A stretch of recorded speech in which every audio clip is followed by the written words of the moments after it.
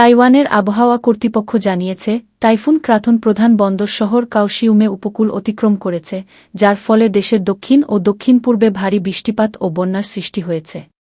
শুক্রবারের মধ্যে ঘূর্ণিঝড়টি ধীরে ধীরে উত্তর দিকে অগ্রসর হবে এবং রাজধানী তাইপে পৌঁছানোর আগে অপেক্ষাকৃত দুর্বল একটি নিম্নচাপে পরিণত হবে বলে পূর্বাভাস দেওয়া হয়েছে।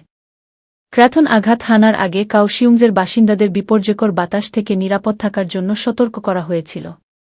প্রায় ৪ কিলোমিটার বেগে তাইওয়ানের দিকে ধীর গতিতে অগ্রসর ঘূর্ণিঝড়টি গত ৫ দিনে দ্বীপের পূর্ব এবং দক্ষিণে বেশ কয়েকটি এলাকা প্লাবিত করেছে এবং হাজার হাজার মানুষকে পাহাড়ি বা নিচু এলাকা থেকে সরে যেতে বাধ্য করেছে।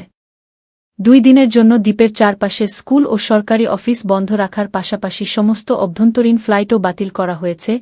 এছাড়াও প্রবল বাতাস ও ভারী বর্ষণ জনশূন্য রাস্তাঘাটে আঘাত হেনেছে।